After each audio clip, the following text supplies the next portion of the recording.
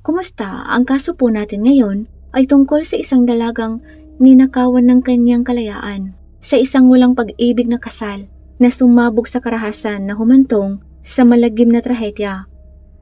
Kailangang harapin ng dalagang ito ang imposibleng pagpili ng kanyang pamilya o ang lalaking hindi niya gustong pakasalan. Nasa gitna si Ruqyah Haydari sa kalituhan at problemang hindi niya malutas. Naipit siya sa pagitan ng dalawang mundo. Ang isa ay nasa mahigpit ngunit mahalagang kaugalian ng kanyang Afghan heritage. Sa kabilang banda ay ang mga kalayaang ipinangako ng buhay sa Australia. Sabi ng kanyang mga kaibigan, ang 20 years old na si Ruqyah ay naghahangad na maging isang modernong babae. Ngunit sa bahay nila, hindi nito kayang biguin ang kanyang ina. Ang kanyang inang si Sakina Jan ay may ibang plano para sa kinabukasan ng kanyang anak. Sinabi nito kay Ruqyah na ikakasal siya sa isang lalaking halos hindi niya kilala. Ang pag-ibig ay hindi naging bahagi dito dahil ito ay isang sapilitang kasal at labag sa batas na sa kasamaang palad ay magtatapos sa karumaldumal na trahedya. November 2019, sa isang magarbong bulwagan, 500 mga bisita ang nagdiriwang sa kasal. Isa itong kasalang Afghan na puno ng tradisyon at ritual. Ang bride ay ang 20 years old na si Ruqyah Haydari, pero hindi siya masaya sa okasyong ito dahil hindi niya mahal ang lalaking pinakasalan. Ni hindi niya nga ito kilalang masyado. Pinilit lang siya ng kanyang ina at ayaw niya namang biguin ang kagustuhan nito. Napakahilig mamasyal ni Ruqyah, masigla, masayahin at gustong mamuhay ng malaya nang hindi pinipigilan ni numan. Kung anong maisipan niyang gawin, talagang hindi siya tumitigil hanggat hindi niya yun nagagawa. Gusto niyang maging nurse, mahilig siyang magpaganda, mamasyal kung saan-saan at gumawa ng malaking bagay gaya ng mga ginagawa ng normal na tao sa kanilang mga buhay. Tulad ng karamihan sa mga kabataang babae, si Ruqyah ay may malaking plano para sa kanyang kinabukasan. At ayon sa kaibigan niyang si Abby, pakiramdam ni Ruqyah ay posible ang anumang bagay, gaya ng pagtakas sa digmaan mula sa Afghanistan, kasama ang kanyang pamilya mga taon na ang nakalilipas. Pero ang lahat ng kanyang mga pangarap na maging masaya at malaya sa isang kisap mata, lahat ng yun ay inagaw sa kanya. At sa kasamaang palad, hindi maganda ang pagtatapos ng kwentong ito. Dahil 6 na linggo lang matapos makunan ang video ito, wala na si Ruqyah. Tinapos siya ng halimaw na nakipagpalitan ng singsing sa kanya, ng taong nangakong mamahalin siya at bibigyan ng magandang buhay. Pero ang asawa ni Ruqyah na si Muhammad Ali Halimi ay hindi lamang ang nag-iisang responsable sa kasong ito. Sa mata ng batas, isa ring kriminal ang ina ni Ruqyah ni si Sakina Jan. Matapos maging ang kauna-unahang tao sa Australia na nahatulan ng naging sanhi sa isang tao na pumasok sa isang sapilitang kasal. Tulad ni Ruqyah, naisip din ng kanyang kapatid na si Taki Haydari na ang pagpunta sa Australia ay magiging simula ng isang bagong buhay. Ngunit sa halip, nasira ng trahedyang ito ang kanilang pamilya.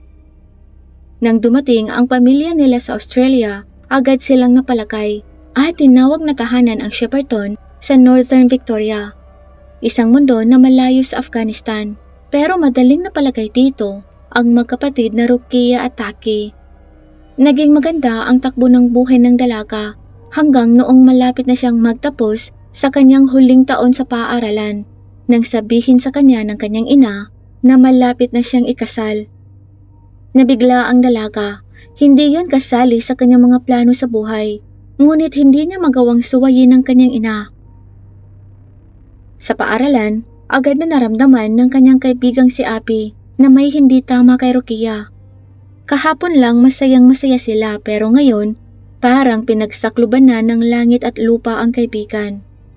Nang tanungin ni Abby si Ruqyah kung anong problema, sinabi ni Ruqyah sa kanya na ipinagkasundo siya ng kanyang ina sa 26 years old na lalaking nagngangalang Muhammad Ali Halimi. Ni halos hindi niya to kilala at ayaw niyang makasal dito. Si Muhammad Ali Halimi ay isang Uber driver at factory worker mula sa Perth na ipinakilala sa pamilya ni Ruqyah ng miyembro ng Afghan community sa Shepparton. At di nga nagtagal ay gusto na ng kanyang ina na makasal si Rukia sa nasabing lalaki. Kinausap din ni Rukia ang iba pa niyang mga kaibigan at guro sa paaralan tungkol sa kanyang nalalapit na kasal at sobra silang nag-aalala. Agad silang nakipag-ugnayan sa Australian Federal Police. August 2019, 2 opisyal ang gumugol ng halos 4 na oras sa pakikipag-usap kay Rukia tungkol sa kanyang sitwasyon at nag-alok sa kanya ng isang hani ng suporta. Sa kanilang isipan, walang dudang nasa panganib ang dalaga na maging biktima ng isang sapilitang kasal, isang komplikado at halos hindi naiuulat na krimen. At ang sapilitang kasal ay may dalang malubhang panganib dahil ang salungatan at ang mga kahihinatnan ay maaaring maging kakilakilabot. Bilang commander ng pagsasamantala sa tao sa Australian Federal Police, si Helen Schneider ay may mahirap na trabaho, lalo na kapag humaharap sa mga kaso ng sapilitang kasal. Karamihan sa mga Australiano ay hindi alamang tungkol dito o kung alam man nila, napagkakamalan nila tong karaniwang kaugaliang arranged marriage. Ano ang pagkakaiba ng sapilitang kasal sa napagkasunduang kasal? Ayon sa batas ng Australia, tinutukoy nilang sapilitan ng isang kasal kapag nagpakasalang tao sa isang tao nang hindi niya lubos na pinahihintulutan. Maaaring yun ay dahil sa pananakot, pamimilit o panlilinlang o dahil hindi nila naiintindihan ang buong kalikasan ng epekto ng seremonya ng kasal na yon. Sa Australia, sa nakalipas na 10 taon, mayroong mahigit 500 mga ulat ng sapilitang kasal. 9 na po dito ay noong nakaraang taon lamang. Pero ngayon, nahaharap ang mga pulis sa napakalaking kahirapan sa pag-iimbestiga nito. Higit sa lahat dahil sa pag-aatubili ng mga biktima na isangkot ang kanilang mga pamilya sa maling gawain. Ayon sa mga pulis, ang nakikita nila sa ganitong uri ng mga krimen ay nasa kasamaang palad ay ang karamihan sa mga biktima ay mga kabataang babae o kaya naman ay mga dalagita. At na ang kadalasan sa mga responsable sa mga ganitong pagkakataon ay ang mga taong kilala ng mga biktima o may kaugnayan sa kanila, gaya ng mga magulang, kamag-anak o miyembro ng komunidad. Kaya maaari talagang hindi pumayag na pumasok ang mga biktimang ito sa proseso ng pagsisiyasat.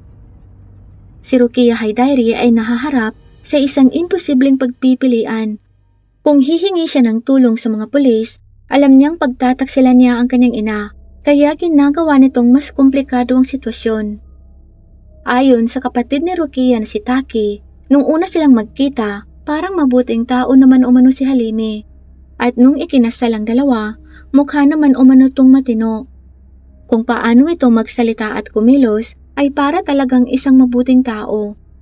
Na sa katunayan ay hindi siya nangamba nang dalhin kaagad ni Halimi si Rukia sa tahanan nito sa Perth pagkatapos ng kasal. Pero ngayon, masyado na siyang nag-aalala kay Rukia. Matapos itong umalis sa Shepparton, ipinadala ni Rukia ang snapshot video na to sa kanyang mga kaibigan.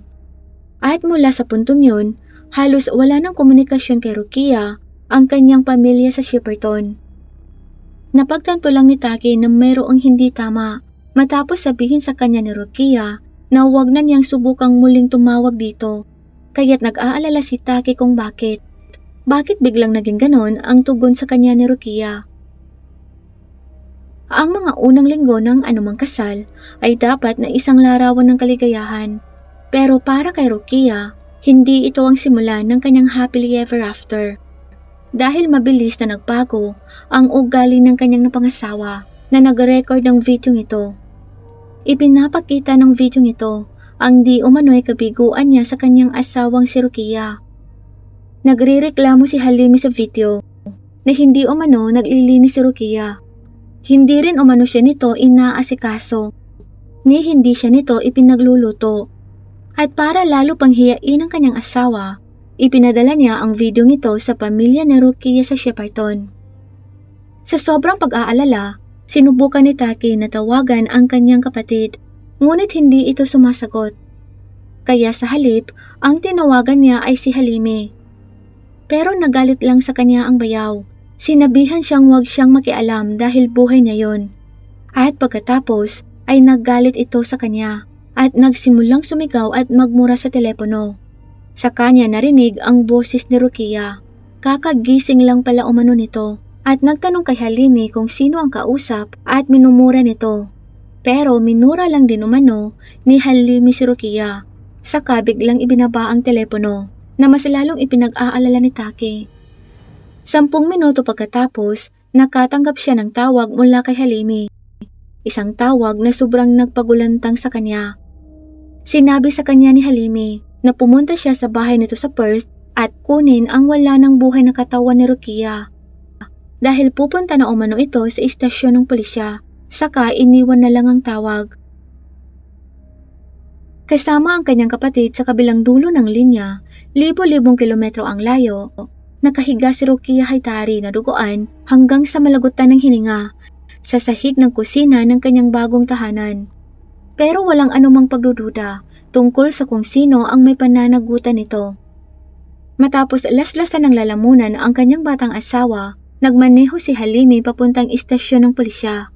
Basta na lang iniwan si Rukia ang nakahandusi sa kusina. Sa istasyon, sinabi ni Halimi sa mga pulis na nawalan siya ng kontrol.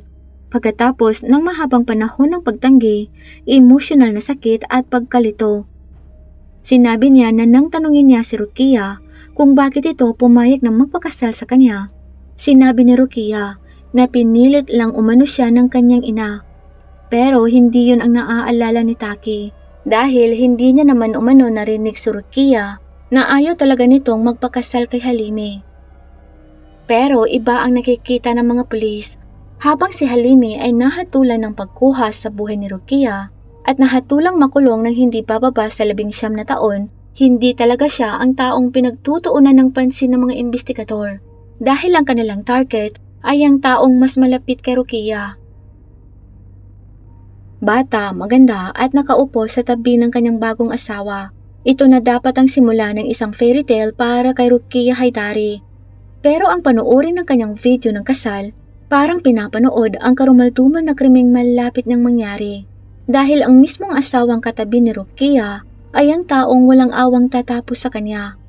At ito ang malinaw na posibilidad na maaaring kahantungan ng sapilitang kasal. At ang taong responsable sa pagpilit kay Rukia para magpakasal ay walang iba kundi ang kanyang sariling ina, si Sakina Muhammadjan. Inaresto din ng mga pulis ang ina ni Rukia at sa paglilitis, nabunyag sa pamamagitan ng isang saksi na miyembro din ng Shepparton Afghan community na sinabi talaga ni Rukia sa kanyang ina na ayaw talaga nitong magpakasal kay Halimi dahil marami pa siyang pangarap at gustong gawin. Pero naggalit lang si Sakina sa kanyang anak at sinabihan ng dalaga na may karapatan siyang diktahan ito dahil siya ang kanyang ina. At para na din maiwasan ang alitan sa pagitan ng kanilang pamilya at ni Halimi kaya kailangan niyang magpakasal.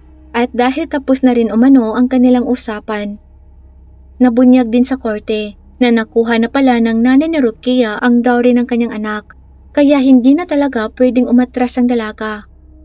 Sa napakaraming ebidensya nito, napatunayang nagkasala ang nanay ni Rukia na siyang nagtulak sa kanyang anak sa karumalduman na katapusan nito. At si Sakina dyan ay naging ang unang tao sa Australia na nahatulan ng ganitong krimen. Isa itong hindi pangkaraniwang lugar ng kadalubhasaan, pero si Dr. Laura Vidal ay inialay ang kanyang karera sa pagpigil sa sapilitang kasal. Isa siyang propesor at mananaliksik sa isang universidad. Gumugol siya ng higit 1 dekada, nakikipag-usap sa mga biktima ng mga ganitong kaso tungkol sa kanilang mga karanasan. Sinabi ni Dr. Vidal na isa talagang malagim na trahedya ang nangyari kay Rukia. Isang babaeng ninakawan ng kalayaan at tinapos ng walang awang na pangasawa. At ngayon nakulong pa ang ina. Ang ikinababahala ni Dr. Vidal ay ang pagkakataon na ang paghatol sa ina ni Rukia ay maaaring maging sanhi para iwasan ng mga biktimang humanap ng tulong. Dahil ayon sa kanya, kadalasang sinasabi sa kanya ng mga biktima ay ayaw nilang may masangkot pa sa gulo. Kaya kadalasan ay hindi na lang talaga sila naghahangad o nag-aalangan ng humingi ng tulong dahil nag-aalala sila na maaaring ang humantong kagaya ng sa nanay ni Rukia. Gayunpaman sa maraming paraan, ang boses ni Rukia Haydari ay naging pinakamalakas sa kanyang pagkawala. Maaaring masakit nga ito para sa mga taong nakakakilala sa kanya, ngunit ang pag-asa ay na ang kanyang kwento ay nanghihikayat sa iba pang mga biktima na humingi ng tulong. Ito lang po para sa araw na to. Please like and subscribe at paki-share na rin po ng video ito. Maraming salamat po sa panonood. Hanggang sa susunod na kaso, magandang araw o gabi po sa inyo.